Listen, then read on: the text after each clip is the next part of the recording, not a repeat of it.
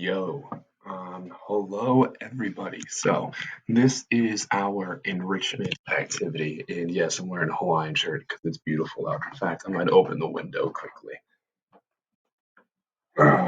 As many of you guys are probably going stir crazy, I thought that I would make something to give you guys an opportunity to learn.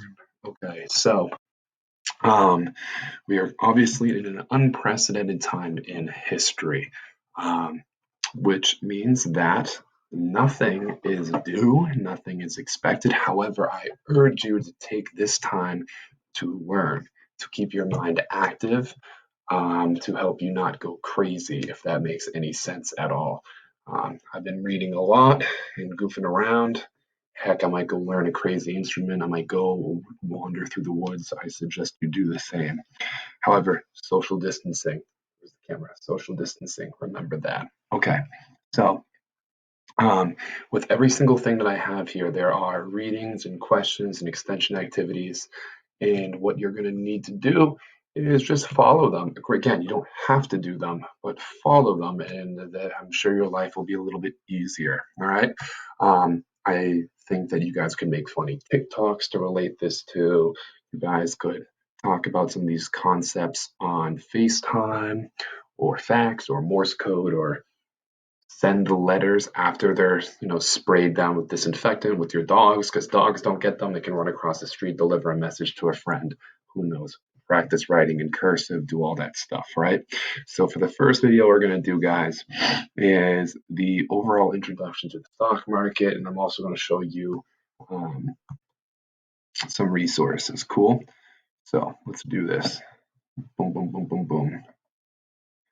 um, let's see if I present. Oh my god, I'm down in the corner. I don't know if I like that. Okay. Now, oh, I can move myself? Get out of town. That is nuts. I can shrink. I can get larger. Okay. Sorry, I'm still learning how to do this whole thing. I'll put myself in the corner. I typically don't use that. All right. Now, typically, if we were in school, I'd ask you guys, what do you know? Some of you guys, I know, really know a lot about this. Your parents might be financial planners. You have people that work for mutual funds. You've just always been interested. Who knows? And that's awesome. So, I always ask you guys, what do you generally know? And I try and dispel some common misconceptions. All right. Um, Also, I want you to think about, what do you want to get out of this? Do you want to know how to invest? Do you just simply want to know the key terms and to see, understand what everybody's talking about? We're also going to talk about market trends probably next week. We'll talk about why during times like this you should actually stay and keep your monies in, because over time what we'll see, and I'm sure some of your parents could attest to this, is that there's 30 to 40% return if you stay in. Now, it's a lot harder said than done, especially with so many small businesses struggling. um, but it is something to keep in mind, and it might not be the greatest time to start our stock market game, but hey, might as well set it up and you guys can at least figure the software out. Okay, how do I move this? Okay. Now, why invest? Well, for some of us, it's earned regular income and we have dividend payments. So when you invest in a stock, a share, right, you may get dividend. You don't have to get dividend, but it's an option that some companies use to entice people to buy shares, right? Which means that if you own enough of them, and let's say you're making $1.50 on each one, you might actually make enough money to cover some expenses. So that's another form of income, though it is taxed. All right. Our overarching goal, used by the great theorist Benjamin Graham, is to you know buy low, sell high. We obviously always try and do these things, but not always feasible. All right. Cool, cool, cool, cool, cool. Now, oh, my transitions aren't going to be there. So I'm going to have random GIFs, whatever you call them throughout this. But I think my little video thing throws off animations. All right. What we need to talk about is market cycles, and I'll even draw it on this thing over here. Um, we've talked about the cyclical flow of business before. Do I have a cool marker to use? Here, I'll use my pen. All right. And so I'm trying to think if I have to show it this way. I'm going here. Okay, good. So yeah, okay. So a cyclical flow of business. All right. Up, down. Cool. All right. Maybe I should make it bigger. Sorry, guys, if this is chaos, but this is how I am, and I'm sure you miss my chaos. All right. So the cyclical flow of business is the idea that over time we will start low. How can I draw this? Come up and hit a peak, like where we just were, and there might be a crash or a recession, and that's okay. It's going to happen. It's how capitalism seems to work, right? And so we then hit a trough, the low point, and then we come up to a recovery period. Oh, where's my pen? There we go. Whew, I'm so bad at this. A recovery period where we see money's flowing, people are, conducting business, and so that might peak again, and then correspondingly crash again, right? And so we need to understand that we can actually see these trends in stocks. I will pull it up on Yahoo Finance. It's going to be fascinating with something like Coca-Cola or maybe something a little bit more volatile, but you'll see this weird little flow, and that can be used to predict what to buy, right? Now, you probably, if you've been paying attention at the news at all, seeing that there's no sports, that you're probably running out of streaming options, and who knows, you're trying to figure out what the heck is going on. I did almost swear there, my bad.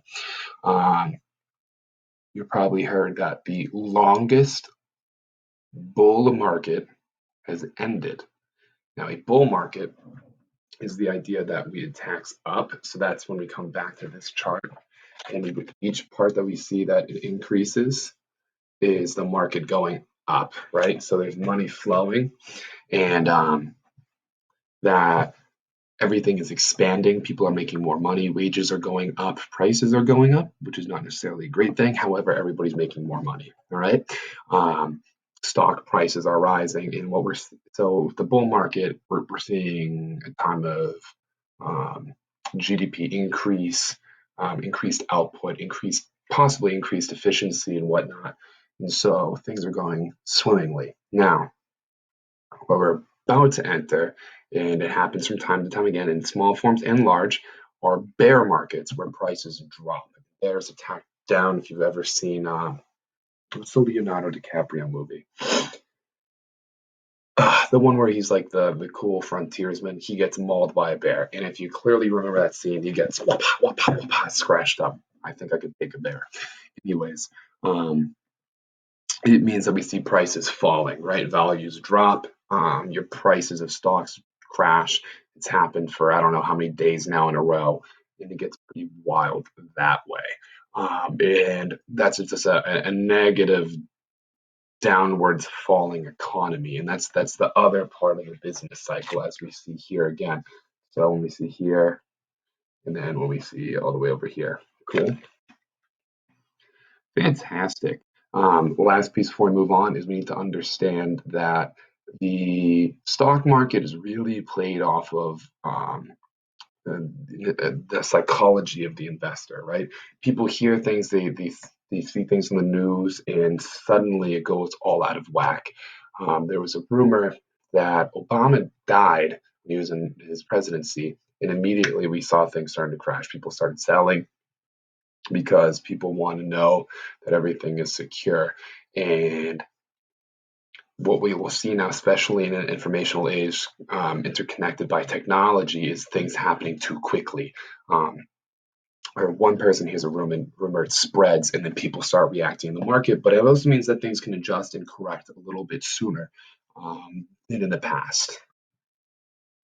Now, we need to learn how to read stocks and whatnot. So I'm going to give you some vocabulary. I'm going to exit out of the PowerPoint. You can review the rest on your own, and I'm going to walk you through what some of these things mean. Okay. So first things first, we have a last price, which I'm going to go through and read it out to you guys. Is just literally in dollars and cents. We won't have a dollar sign. It's the price of the stock. The previous close is what it closed at the end of the day, which I believe is 4 o'clock. All right. It's like an 8:30 to 4 trading time. All right.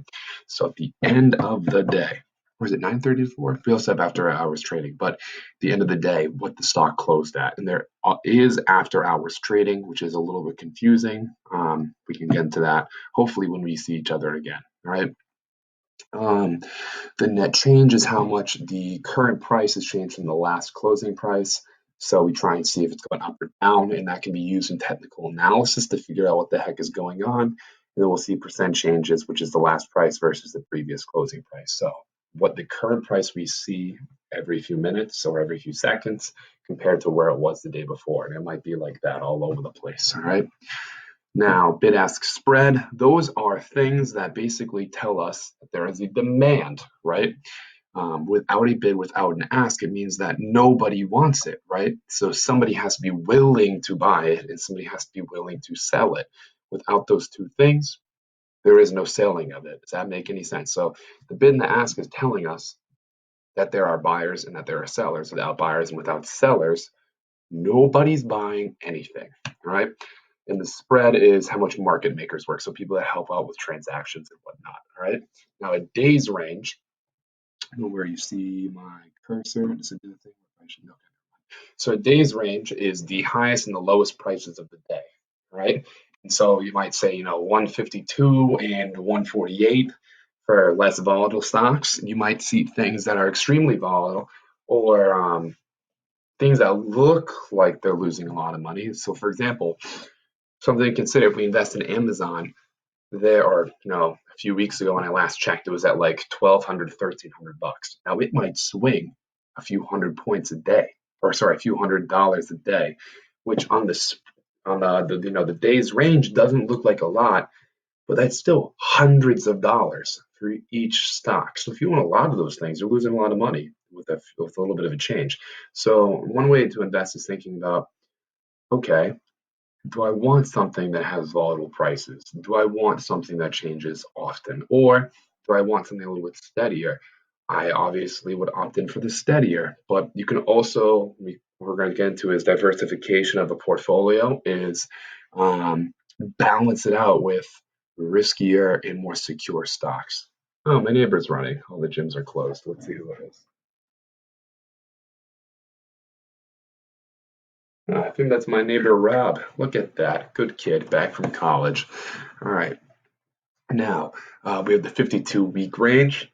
Same concept within 52 weeks, highest and the lowest price. You can also base off, selling and buying on that principle. We don't want to really buy up at the high end of the 52-week range. However, there could have been an IPO, they could have had a merger, it could be increasing steadily. And in that case, you might want to ignore that because it's an emerging market. All right. The volume is just the total number of shares traded that day, whereas the average volume, the 3-month daily volume, is telling us, is it something that's liquid? And liquidity is good. The most liquid asset is cash. Things that are not extremely liquid would be, real estate or fine art, right? So we have to think of liquidity as how fast we can turn something into cash, right?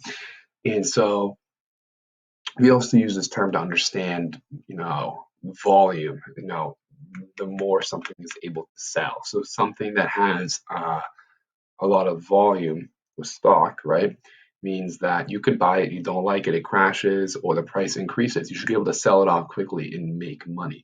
Now, granted, we're in a simulation, so this doesn't matter too much. It's automatically going to get bought back. But in real life, you want to know that if you buy something, somebody else will want it again, right? So you're going to want volume that's in the high thousands and millions compared to something that has a volume of a few hundred because there might not be as many sellers. Beta sounds hilarious, right? I want you to think of this as a theoretical idea. If you were able to take the entire market, all of stocks, and put them into one portfolio, right, and give it a rating and say that the entire stock market moves, right? Then we take one stock or one asset, right, and measure it against it. And what it lets us know is the volatility. So if it's secure or risky, which is the essentials for us in understanding the stock market. All right. So if it is less than one, it is theoretically less risky. That does not mean it's guaranteed. It's a theory, right? Meaning that if the stock market crashes or there's a major change and things are on a downturn, it might not move as much as the rest of other stocks. Now, it might be the affected industry, so it moves more, but in theory, it should not be correlated as much to the stock market. At one, I would really say between zero point 0.9 and 1.1, 1.5, we are looking at something that moves with the market. So if we're in a bull market, a bear market, a certain industry crashes, Dow Jones drops, we are seeing possibly that security, that stock, that share, all the same terms essentially, move with those prices. If everybody loses 20%, it should lose roughly 20%. Again, might not happen. However, could. It's a theory. It's another tool we use in understanding our investments. Next is above one, more volatile. And we'll sometimes see volatility like 2.75. It's pretty insane. And so this is just telling us, this security, should things go swimmingly and go for an upturn, could make more money than other investments that you make. Or it could lose more because it's more volatile. It's not guaranteed, but just something to keep in mind. I would not invest solely off of beta, but it is something to consider. So here we have APL would be Apple. It's at 0.99. It's a massive part of the industry. Sorry, of not the industry, of the stock market. It's been a solid investment for 25 plus years at 0.99. It moves with the market. Alibaba, which I believe is like the Chinese version of Amazon, 1.76, very volatile. We've seen major price shifts, especially within 2018, 2019. I believe from like the 2018 August, it was an up, and then it crashed 2018 November, and then I'm trying to think what else. I think then it recovered slowly during the spring, and then it got a little crazy. And then let's see what else. J&J, I believe, is Johnson and Johnson. At 0.66 is less volatile. However, we do know that recently it's been in a lot of lawsuits with pharmaceutical companies and for part of the opioid crisis in the United States. So it's not doing swimmingly. PE ratio is simply our price to earnings ratio. Every industry has a different PE standard. All right. I would think of it as it's related to the concept of the NFL draft. Okay. Every single position has a different standard for speed, right? Something that's relative to the position. We know running backs and wide receivers need to be at 4.4, 4 or 4.2 to 4.5, 4.6 for running, right? And now recently we've seen DNs at 4.5 to 4.8 as totally acceptable. So measuring 40 times to a P ratio is kind of similar in a way. It's giving us another understanding if something's overvalued, somebody's fast at a certain thing, right? In this case, it's telling us, is it overvalued? All right. And so historically, what your textbook is going to say is about 15 to 20 or even 25 is going to be a healthy PE ratio. However, every industry has a different standard. So tech stocks are going to be a little bit higher because they're newer, they have less data to go on. Car companies were solid for a while, struggled because of 2008. If we got into like defense companies, they're going to be around 20. So if you get, let's see, like Raytheon as a good example, I think they're around like 2025. All right. This link here in the slides will give you, based on industries and markets, what that PE ratio should be approximately. So when you're looking at pages, you'll know what the heck is going on. Earnings per share is how much money you make per share. This is different than dividend. So dividend is an optional thing. EPS, earnings per share, is a measurement so you can figure out how much money you're making per share that you own. Try to talk the rest of the time like this. Dividend is something that's decided by a board of directors. So all these things are corporations, right? And so they decide, hey, the company made extra money. Why don't we give this back to the investors that helped us expand, helped us make more money?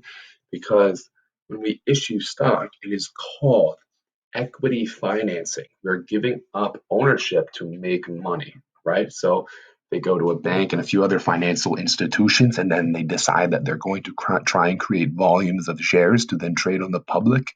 And then that means people are giving up ownership. Okay, I'll back away from the camera.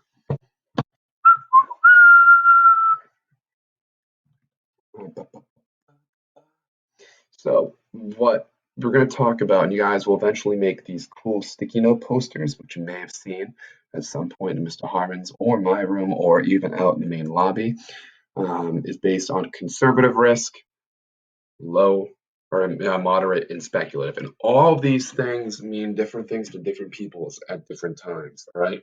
What is conservative for me could be different than what is conservative for one of the blokes in our classroom. All right. $100 might mean a lot more to me than to somebody else. And so my $100 investment might actually be speculative and my time frame might be shorter than somebody else. That $100 that they can lose or not need for a longer amount of time. So these terms are relative to the individual. However, I want you to think of it as having things that are fixed and steady and long-term. Companies that have really bore the brunt of some of the worst busts in history and still have remained and been existed, kind of like Coca-Cola, right? Our moderates would be maybe something like Apple, right? Something susceptible to a fall, a bust. And that's not necessarily guaranteed because we technically don't all need a laptop. We don't all need a phone. We need one of those things. We don't need all of their products and services, right? So maybe something that could go away, could be outdone, all right? And then we have speculative, things that are extremely risky. These are the new businesses, the new crazy ideas, the things that are doing things a little bit differently, a little aggressively. And we see their prices untested, unmarked, and they're changing violently over time.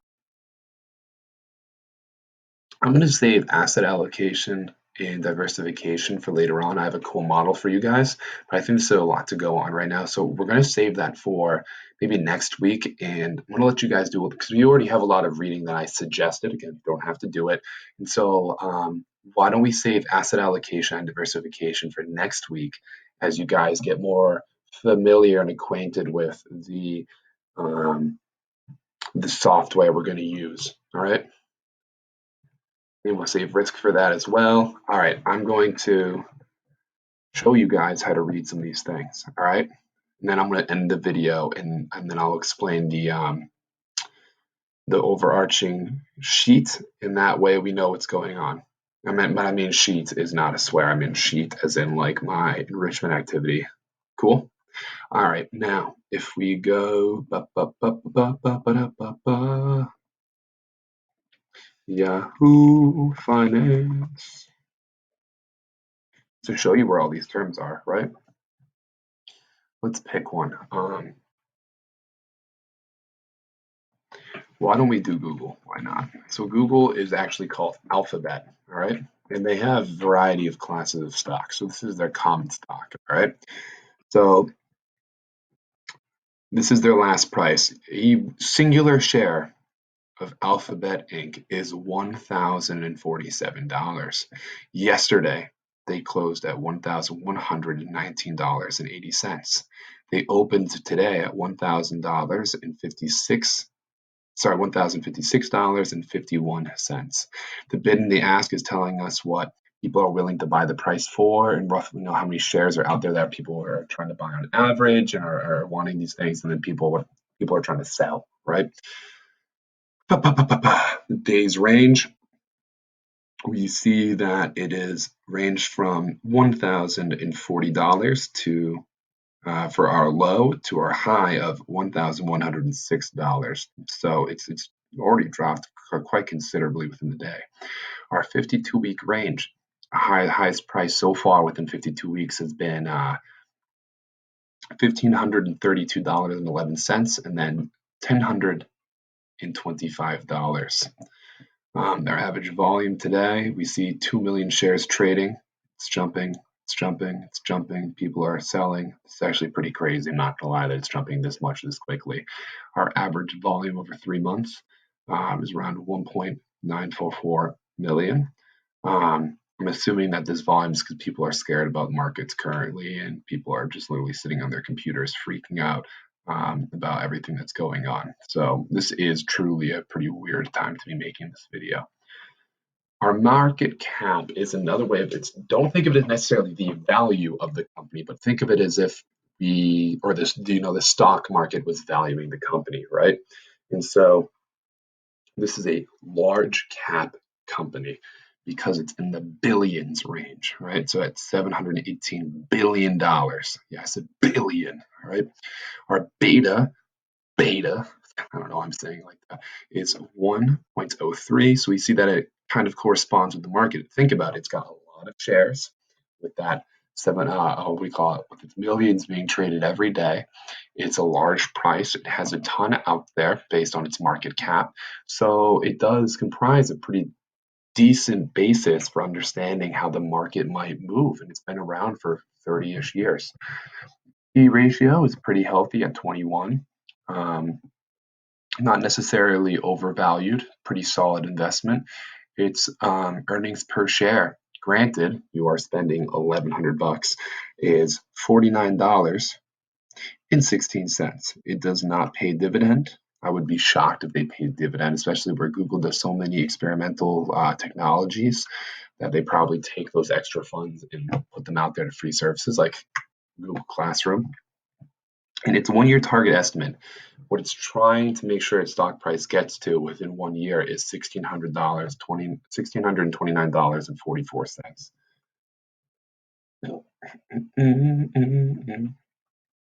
And so here's some of the cyclical nature we were talking about as things come up and down, up and down, up and down, up and down. And what we can see is over time how things change, right? How we hit periods that are low, so they're coming down, a trough, peaking again, trough. And what we can see is we use technical analysis. We use like line making tools and windows of time to figure out, this is a number I want to buy at because it seems to never drop below this, and this is a number I want to sell at because it repeatedly hits this number but never goes higher. And that's another way to invest. We can get into that next week. All right, I'm going to go to the overarching sheet here and just talk to you about the format, and then I'm done. I'll just make a video giving instructions for how to sign up for the economics game. All right. So I would read through my slides first, then watch the lecture. Cool. Pause it, repeat whatever you want. Cool. You don't have to do it again. Now, your textbook chapter in chapter 12 gives a good background as to how to understand all of this. I also put on a link to an online textbook that's a little bit of higher quality. I think, however, it uses more jargon and is definitely more sophisticated in its writing. So maybe starting with the textbook and then coming back to this would be better. Now, section 2, just instructions for the setup. I'll show you how to sign up in another video. We'll leave it at that. Lunenburg 2020, Hausler's awesome. I think one of my history classes was bored and they wanted to join it. Why not? So we have more competitors. It'll be dope. All right. Now, I am giving you guys a introduction to central banking and the Federal Reserve System. Why? Because it's the only thing that's going to get talked about on this news right now, as we are in a crazy time, guys. So I think that you should read, if you have time, these chapters. I also have a web quest. It doesn't have links, so it make you go on and try and do it, but has guiding questions to understand what the Federal Reserve is. There's also a background reading and primary source analysis that you are welcome to do should you feel the need to learn something during this time. Again, not judging if you don't do it. It's just something out there in case you guys are truly going stir crazy, okay? The last one I strongly urge you to do, and it will make more sense if you do these readings above, all right? These readings above should take you until Monday to do. And This reading is short. It's about 4 paragraphs. It just talks about how maybe capitalism doesn't have the answers. And I always admit to you guys that I'm center left, so that way you guys know my bias. It's not that I'm preaching it, it's just so that you know and you can do with that as you please. I hope that you guys disagree with what I say, because that would make it more interesting for everybody involved, right? Call a friend, talk to a family member, have brothers and sisters read this with you or any of this with you, and get into a discussion. Okay? And then here's some discussion questions for you guys, and we should be all set. Feel free to write to me if you'd like, if you have an opinion, or if you use Screencastify, you can make your own video and send it back. Okay, I'm going to make another video with the instructions for sign up in a second. Goodbye and good luck. Stay safe.